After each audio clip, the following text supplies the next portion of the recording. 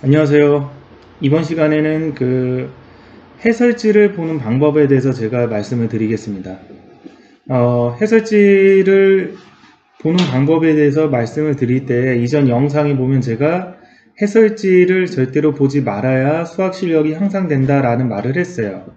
그래서 약간 모순적인 내용일 수도 있는데, 근데 현실적으로 해설지를 볼 수밖에 없는 학생들이 있기 때문에 해설지를 좀 더 효과적으로 보는 방법, 그런 방법에 대해서 말씀을 드리겠습니다. 일단 간단하게 제가 이전 영상에서 해설지를 보지 말아야 한다라고 했던 이유는 간단하게 정리하면, 첫 번째는 해설지를 보게 되면 생각 멈추기가 습관화된다 그랬죠. 그래서 뇌가 모르는 게 있을 때마다 도움받는 것에 익숙해져 가지고 생각을 멈추기 때문에 막상 시험을 볼 때는 낯선 유형이 나오거나 조금만 문제가 바뀌거나 어려운 문제가 생기면 뇌가 생각을 안 하려고 해서 문제를 못 푼다라고 얘기를 했습니다. 두 번째는 해설지를 보면서 모르는 거를 보게 되면 그냥 글을 읽고 이해만 하기 때문에 이해력만 늘게 되고, 그리고 그게 메타인지 능력, 우리가 이제 뭔가를 풀었을 때 문제를 손으로 자기가 생각해서 풀면 오랫동안 기억이 남지만 눈으로 해설지를 보고 이해를 하게 되면 금방 사라져요. 그래서 해설지를 보고 이해를 하게 되면 아는 것 같지만 실제로는 금방 잊어먹기 때문에 효과가 많이 없다. 그 다음에 세 번째, 해설지를 보통 보는 애들은 그걸 가지고 그걸 보고 이해했지 그걸 가지고 풀지 않기 때문에 손으로 풀어서 나중에 오답이나 정답을 정확히 내지 않기 때문에 항상 풀이를 머릿속에 눈으로 읽은 풀이만 기억을 하기 때문에 요게 이제 막상 시험 문제를 풀면 어디서 많이 본 듯한 문제라서 풀 것 같긴 한데 한 50% 정도 풀고 나면 나머지 50%가 깔끔하게 정확하게 이제 정리가 안 되죠. 왜냐하면 눈으로만 읽게 되면 정확히 알 수가 없게 돼요. 그래서 항상 시험 문제를 풀면 뭐 3분의 2 정도 맞췄는데 마무리가 잘 안 돼서 답이 틀린다라든지 그런 현상이 많이 벌어집니다. 자, 그래서 이러저러한 이유로 제가 해설지를 보지 않고 수학 공부하는 습관을 초등학교 어렸을 때부터 길러야 된다라고 말씀을 드렸는데, 해설지를 이제 봐야 되는 학생들이 있기 때문에 해설지를 그나마 좀 올바르게 보는 방법에 대해서 제가 말씀을 좀 드릴게요. 근데 여기서 이제 오해하지 말아야 될 게, 제가 많이 얘기를 하지만 해설지를 보지 말아야 된다라고 해서 질문을 많이 해야 된다라고 착각하시는 분들이 있어요. 그러니까 제가 해설지를 보지 말아야라고 하는 이유는 모르는 것들을 쉽게 도움받아서 해결하려고 하지 말아야 된다라고 말을 하는 거기 때문에, 모르는 것을 쉽게 질문을 해서 해결하는 것은 똑같은 거죠. 근데 이제 해설지를 보는 것과 질문을 자주 하는 것과 어떤 게 더 안 좋냐라고 하면 둘 다 이제 장단점이 있지만 질문을 차라리 하는 게 더 안 좋을 수도 있어요. 그러니까 이제 예를 들면 어떤 애가 10문제를 모르는데 해설지를 보면 안 된다고 그러니까 10문제를 다 질문해. 모르는 거를 선생님한테요. 모를 때마다 풀 때 모르면 질문하고 풀 때 모르면 질문하고 이렇게 질문합니다. 그럼 선생님이 뭐 다 가르쳐준다 쳐요. 예를 들면 과외 선생님이면 1대1로 다 가르쳐줄 수가 있죠. 그러면 해설지를 보는 것과 똑같은 안 좋은 습관이 되는 거죠. 뇌가 어려운 거에 봉착할 때마다 해설지를 바로 보든 아니면 바로 질문을 하든 뇌가 생각을 멈추는 습관이 형성이 되겠죠. 근데 이제 해설지는 그나마 굉장히 어렵게 쓰여져 있는 비문학이니까 그거를 독해하고 그 활자를 머릿속에 집어넣고 그거를 정리해서 머릿속에서 체계화시켜서 이해하는 그 연습이라도 되는데, 설명을 듣는 거는 설명하는 선생님이 미리 다 체계화시켜서 정리를 해서 그거를 굉장히 이해하기 쉬운 언어로 이렇게 설명을 해주잖아요. 그러니까 차라리 만약에 똑같이 10문제를 질문하거나 10문제를 해설을 볼 거면 차라리 해설이라도 보는 게 얘가 학습 능력을 키우는 데는 차라리 더 도움이 된다라는 것이죠. 질문해가지고 쉬운 언어로 귀에 굉장히 쉽게 이해를 하느니 어려운 언어인 해설지를 가지고 자기가 하나하나 꼼꼼히 따지면서 왜 그런지 차라리 이해하는 게 더 낫다라는 것이죠. 그래서 여기서 오해하지 말아야 될 거는, 어머님들 많이 오해하시는 것 중에 해설지를 보지 말라고 하니까 그럼 질문을 다 하면 되지 않냐? 근데 질문하는 건 오히려 더 안 좋을 수도 있어요.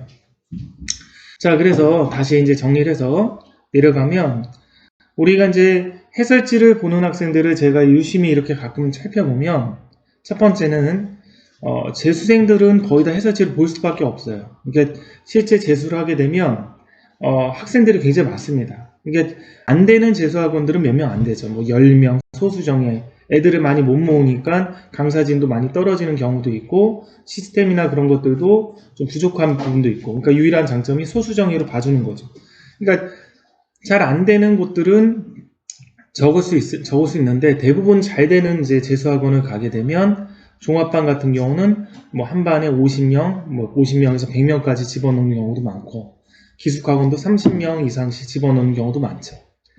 자, 그러면 이제 학생들이, 이제 선생님들은 몇 분 안 계시는데 학생들이 많으니까 질문을 뭐 원활하게 할 수가 없어요. 그러니까 대부분은 해설지를 보고 이해를 하고, 그래도 이해 안 되는 것들만 이제 질문을 던지는 방식을 취하죠. 아니면 이제 뭐 정답지가 없는 경우는 그렇게 되든지. 그래서 이제 재수종합반에서는 보통 담당 선생님이 수업 시간에 모든 문제를 다 풀어주든지, 다 못 풀어줄 것 같으면 학생들한테 프린트를 만들어줘도 해설지를 다 주죠. 얘네들이 공부를 하게끔. 안 그러면 이게 질문으로 오면 감당이 안 되는 거죠. 그러다 보니까 재수종합반에 있는 학생들은 대부분이 이제 해설지를 봅니다. 자, 그리고 이제 중고등학생들 중에서 초등학생들은 해설지를 보는 거를 거의 못 봤죠. 왜냐면 이제 보통 채점을 해주죠. 선생님들이 해설지를 걷어서 채점을 해주고, 모르는 거는 질문을 받아주고, 그러다 보니까 해설지를 보는 경우가 거의 없는데, 중고등학생들 보면 이제 해설지를 보는 경우가 있어요. 이 학생들의 특징들을 제가 관찰을 해보면, 일단 첫 번째가 이해력은 좋아요. 그러니까 독서를 많이 했거나 그래서 이해력이 잘 되어 있는데, 이제 수학 공부를 많이 하지 않았다가 이제 많이 하려고 하다 보니까 모르는 게 너무 많이 생기는 거죠. 근데 그거를 다 질문을 통해서 해결하기가 힘든 거예요.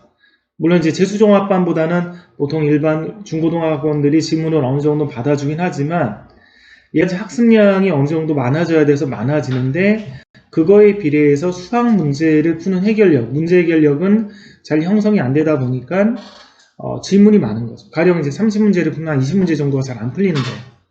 잘 안 풀리다 보니까 이제 해설지라도 펼쳐놓고 이해를 해서 넘어가는데, 이런 학생들을 제가 지켜보면 해설지를 이렇게 보면서 공부한 학생들은 이해력이 어느 정도 뛰어난 경우가 많이 있습니다.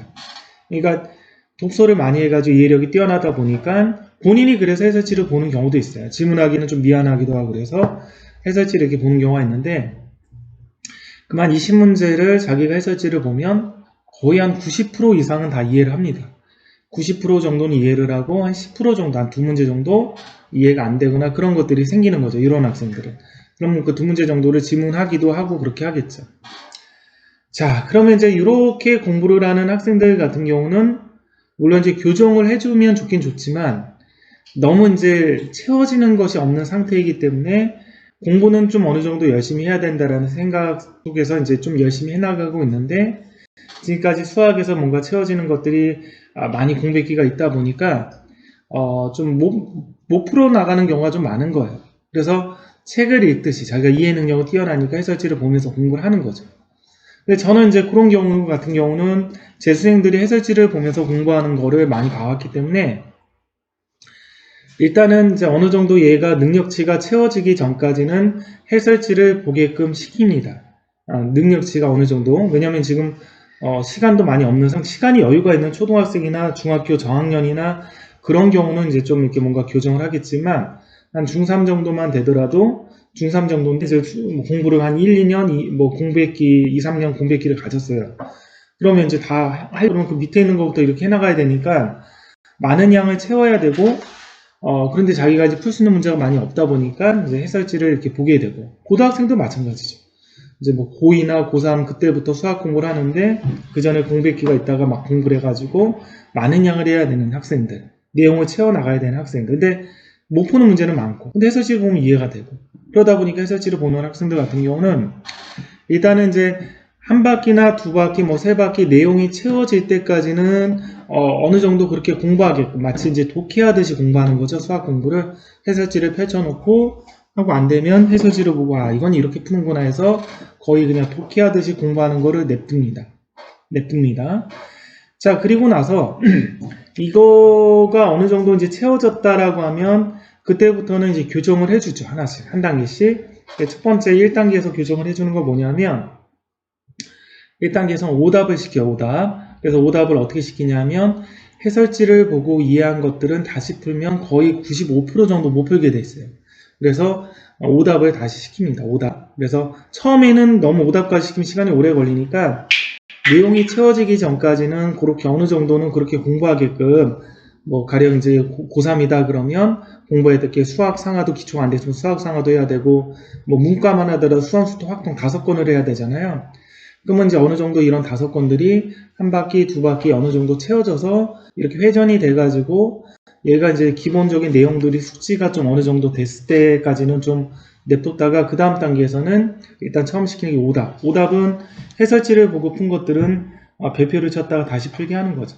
다시 풀게 해가지고 하얀 백지에 처음부터 끝까지 자기가 풀이를 가지고 정답이 나오면 동그라미 쳐서 넘어가라고 하고 그것이 안 나오면 또 해설지를 보고 이해한 다음에 별표를 하나 더 치고 그 다음에 또 다시 일정 시간이 지나서 또 풀어서 내 힘으로 처음부터 끝까지 흰 백지에다가 풀이가 나오고 답이 나오면 동그라미 쳐서 그래서 그런 식으로 모든 자기가 풀었던 책들을 해설지를 읽은 것들을 오답을 하라고 이렇게 합니다. 일단은 자 그리고 두 번째는 해설지 보는 시간을 좀 딜레이를 시킵니다. 그래서 뇌가 바로바로 질문하거나 해설 보는데 익숙하지 않게끔 나의 뇌가 나를 도와줄 사람이 없다라는 걸 인식하게끔 하기 위해서 좀 딜레이를 시킵니다. 그래서 오늘 수학 문제를 풀어 나갈 때 모르는 게 있으면 답답하더라도 이제 해설지를 보지 말고 지금부터는 하루 이상 지났다가 해설지를 봐라. 그래서 모르는 게 많더라도 체크했다가 하루 이상 지나서 해설지를 보면서 이렇게 해라. 그래서 좀 해설지 보는 시간을 좀 딜레이를 시켜나가는 연습을 시킵니다. 차근차근. 그래서 이 두 가지를 가지고 연습을 시켜나가서 차근차근 해설지로부터 조금씩 자유롭거나 혹은 해설지를 보고 안 것들에 대해서 정확히 알 수 있도록 이렇게 유도를 해나가죠. 그러면 얘네들이 이제 차근차근 이렇게 해나가면서 성적이 오르긴 오르는데 그 문제가 뭐냐면 해설지를 보고 이렇게 공부를 하는 학생들은 워낙 기초가 없다 보니까 많은 양을 하기 위해서 해설지를 보는 경우가 많잖아요. 그래서 고3 기준으로 제가 이렇게 가르쳐 보면 이과의 경우는 그렇게 해설지를 보고 공부를 하게 되면 4, 5등급 정도 이과는 4등급에서 5등급 좀 안 나오면 5등급 잘 나오면 4등급 거기서 정체가 성적이 문과의 경우는 3, 4등급 정도에서 정체가 됩니다. 잘 나오면 3등급 안 나오면 4등급 그러니까 이런 식의 해설지를 보고 혹은 질문을 무수히 많이 하고 그러니까 뭐 예를 들면 1대1 과외죠. 1대1 과외를 한다 그러면 계속 가르쳐 줄 거 아니에요. 모를 때마다 어머님들은 모를 때마다 가르쳐 주는 게 되게 좋은 거다라고 생각하지만 모를 때마다 가르쳐 주는 거는 얘한테 그냥 정보를 전달해 주는 거예요. 정보를 전달해 주는 거지 얘가 그거를 끄집어내서 문제를 푸는 그 문제 푸는 능력, 문제 해결 능력을 만들어 주는 건 아니에요. 그래서 이렇게 해설지를 보거나 모를 때마다 1대1로 과외면서 질문하거나 그러면 제가 봤을 때는 문과는 3, 4등급선, 이과는 4, 5등급선에서 이제 성적이 밑에서부터 이제 올라가죠. 안 돼 있는 학생들이니까 올라가다가 그 정도 선에서 정체를 겪습니다. 정체를. 중고등학생들도 마찬가지예요. 이렇게 해설지를 보면서 이렇게 공부하는 학생들은 보통 3, 4등급, 문과는 뭐 3, 4등급, 이과는 4, 5등급 선에서 성적이 정체될 가능성이 높아요. 그래서 그 다음 단계로 업그레이드를 하기 위해서는 아까 제가 말씀드렸던 무한 오답을 통해서 정확히 알기. 일단은 이제 어느 정도 해설지를 보면서 공부해서 어느 정도 자기가 채워지지 않았던 것들이 내용적으로 어느 정도 채워졌다라고 하면 그래서 뭐 가령 수원이라는 과목을 뭐 이제는 3바퀴째 회전할 때다. 3바퀴째 회전할 때는 아까 제가 가르쳐줬던 그런 무한오답, 그다음 해설지 보는 시간에 딜레이 시키는 거 이런 걸 통해서 조금씩 자기가 혼자 풀어나가는 연습들을 조금씩 해나가는 거죠. 대부분 이제 한 수학 1등급, 이과에서 1등급 받는 학생들 같은 경우도 해설지를 보기는 봅니다. 근데 해설지를 보기는 보지만 보통은 정말로 안 풀리는 문제, 뭐 정말로 안 풀리는 한 2-3 문제, 자기가 한 100문제를 풀었다, 아니면 50문제를 풀었다, 50문제 풀었다 그러면 거의 정말로 안 풀리는 2-3 문제 정도를 해설지를 보고 그렇게 하고 웬만하면 자기가 해결하죠. 뭐 내용도 찾아보고 그렇게 해서 그런 게 습관이 돼 있으니까. 그래서 해설지를 아주 잘하는 학생들도 이제 보긴 보지만 그 보는 빈도수가 굉장히 적은 거죠.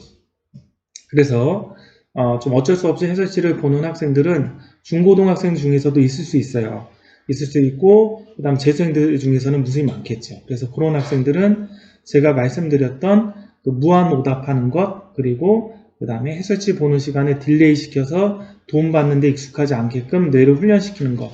이 두 가지를 통해서 서서히 혼자서 풀어나가는 연습들을 좀 해나가야 그 장벽들, 문과는 3, 4등급, 이과는 4, 5등급에서 한 단계 업그레이드가 돼가지고 문과는 1, 2등급, 이과는 2, 3등급으로 진입할 수 있는 그런 현상을 겪게 될 겁니다.